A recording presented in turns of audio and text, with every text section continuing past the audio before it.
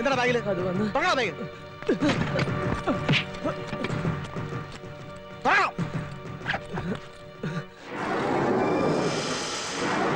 പറയടാ, എവിടെ നിന്നാ നിനക്ക് ബോംബ് കിട്ടിയത്? അറിയില്ല സാർ.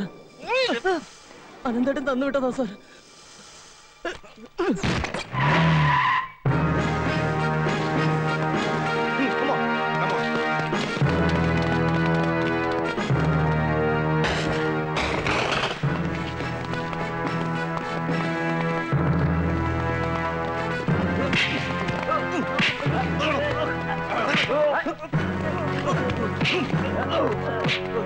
കൊണ്ടുപോയതിനെ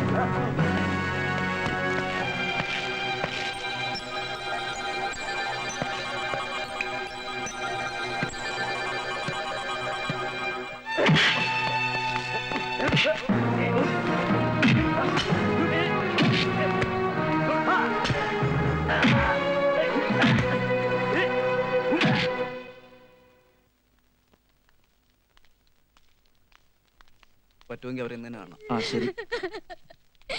എന്റെ മോനെ കൊണ്ടുപോയി ശിവൻകുട്ടിയെ പോലീസുകാര് കൊണ്ടുപോയി. എന്താ എന്താ ഉണ്ടായി? അതാരോട് ചോദിക്കാനാ? ഇങ്ങക്കെല്ലാം അറിഞ്ഞൂടെ? ഒരു കൊളുത്തിനും കച്ചരിക്കും പോത്തതല്ലേ ഓൻ. കുടുംബം നടത്തുന്ന ബാല്യക്കാര് കുട്ടിയെ കൊണ്ടുപോയി. പോലീസുകാര് കുത്തിച്ചതച്ചാ പിന്നെ ഞങ്ങൾക്കാരുണ്ട്. മോനെ, നീ ഒന്ന് സ്റ്റേഷൻ വരെ ചെന്നിട്ട് ഓലോട് പറഞ്ഞിട്ട് എന്റെ കുട്ടീനെ ഇറക്കി കൊണ്ടെത്താ. ഏത് സ്റ്റേഷനിലാണോ? ടൗൺ സ്റ്റേഷനിലാ. പിടിച്ചത് എസ് പിയാ. റഹീമേ, വണ്ടിയറാ.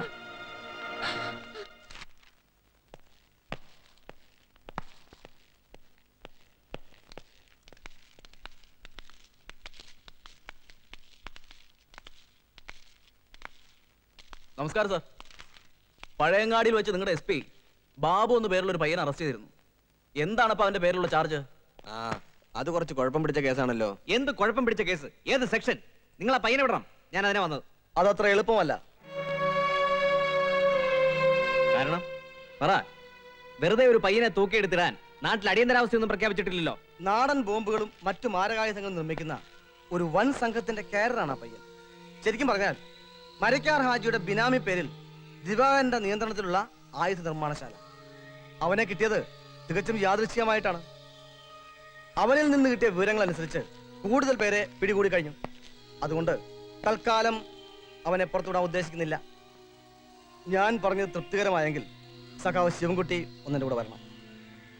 ഒരുപാട് കാലമായി നീ വിശ്വസിച്ചു പോകുന്ന ഒരു ശരിയുടെ സത്യം അറിയാം. വരൂ.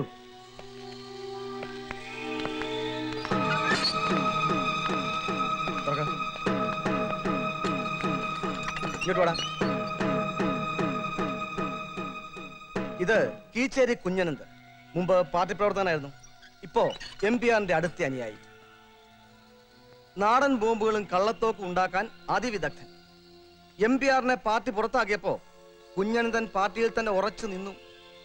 പിന്നീട് അവൻ രഹസ്യമായി MPRനും ദിവാകരനും വേണ്ടി പാർട്ടിയിൽ നിന്നുകൊണ്ട് തന്നെ രഹസ്യങ്ങൾ ചോർത്തി കൊടുത്തു. ഞാനും ഇവനും അടക്കമുള്ള ഒരു സംഘം പാർട്ടിയോട് ആലോചിക്കാതെ, നീ പോലും അറിയാതെ ഒരാക്രമണം പ്ലാൻ ചെയ്തു.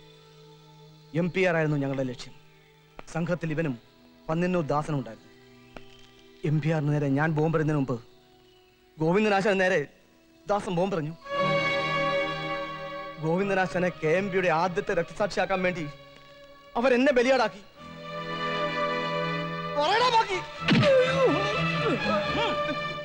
പറയാം. MPRും ദിവാകരേട്ടനും പറഞ്ഞിട്ടാ ഞാനും ദാസനും ചേർന്ന് ആശാനെ കൊന്നത്. ഉണ്ണിയെ കൊന്നതും ദാസന.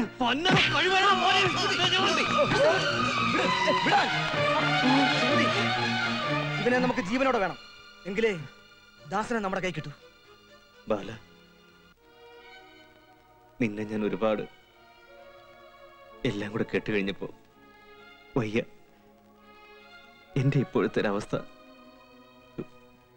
ഓർക്കണം, മറക്കണം. നീയല്ല. എനിക്ക് നിന്നെ മനസ്സിലാവും, മറ്റാരേക്കാളും. ഇനി ഒരിക്കലും നിന്നെ എനിക്ക് നഷ്ടപ്പെടരുത്. നീ വീട്ടിൽ പോണം. അമ്മയും ചേച്ചിയും കാണണം. എന്താ അവന്റെ പേര് പറഞ്ഞത്? പന്നിന്നൂർ ദാസൻ.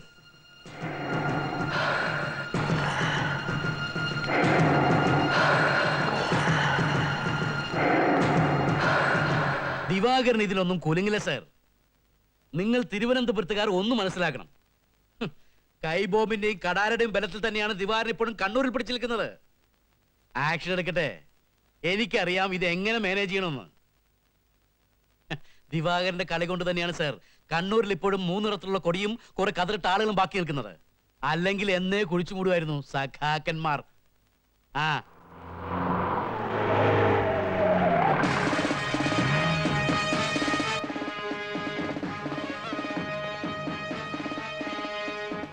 പോലീസ് നീതി പാലിക്കുക. പോലീസിന്റെ ഗുണ്ടായിസം അവസാനിപ്പിക്കുക. പോലീസ് നീതി പാലിക്കുക. പോലീസ് നീതി പാലിക്കുക. പോലീസിന്റെ ഗുണ്ടായിസം അവസാനിപ്പിക്കുക.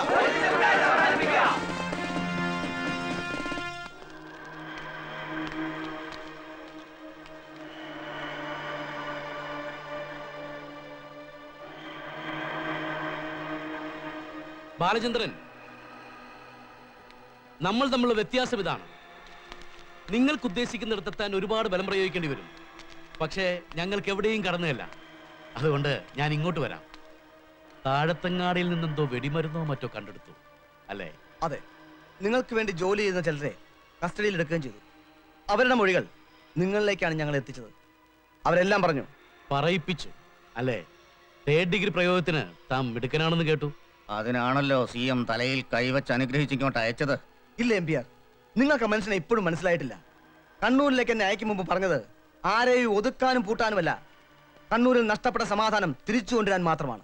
അയാളെപ്പറ്റി താൻ എന്നെ പഠിപ്പിക്കണ്ട. അയാളുടെ ഉള്ളും പുറവും എന്നെ പോലെ അറിഞ്ഞവരില്ല.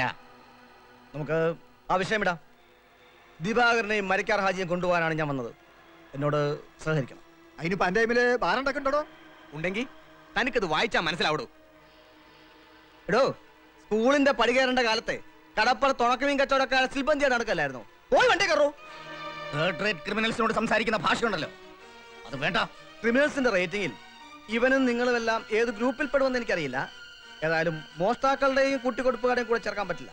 അവർക്ക് നടക്കടാവില്ലേ? നിർത്തണോ? കാക്കി കുപ്പായത്തിന്റെയും തോളിലിരിക്കുന്ന ഈ നക്ഷത്രത്തിന്റെ ബലത്തിനാണ് ഈ അധിക പ്രസംഗമെങ്കിൽ ഒന്നോർത്തോ, തിരുവനന്തപുരത്തെ കസേര ലോകാവസാനം വരെ നിന്റെയൊക്കെ നേതാക്കന്മാർക്ക് തീരെഴുതും തന്നിട്ടില്ല. ആ കസേരയിൽ ഞങ്ങളിരിക്കും. അന്ന് നിലം തൊടാതെ പറപ്പിക്കും. ഇല്ലെങ്കിൽ ഏതെങ്കിലും ഉണക്ക കോർപ്പറേഷന്റെ മൂലക്കിരുത്തി തുരുമ്പുടിപ്പിക്കും. മാഷേ, ബാലേന്ദ്രൻ IPS പുറം കുപ്പായം കീറിയാല് ഉള്ളിൽ മറ്റൊരു ബാലേന്ദ്രനുണ്ട്. കൊണ്ടും കൊടുത്തും കണ്ണൂരിൽ തല ഉയർത്തി നടന്ന സഖാവ് ബാലൻ. ഞാൻ മറന്നിരിക്കുന്ന പഴയ വേഷം എന്നെ കൊണ്ട് കെട്ടിക്കല്ല നീ.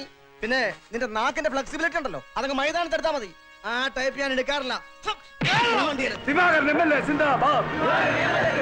പോലീസ് നീതി പാലിക്കുക. പോലീസിന്റെ ഗുണ്ടായിസം അവസാനിപ്പിക്കുക. പോലീസ് നീതി പാലിക്കുക.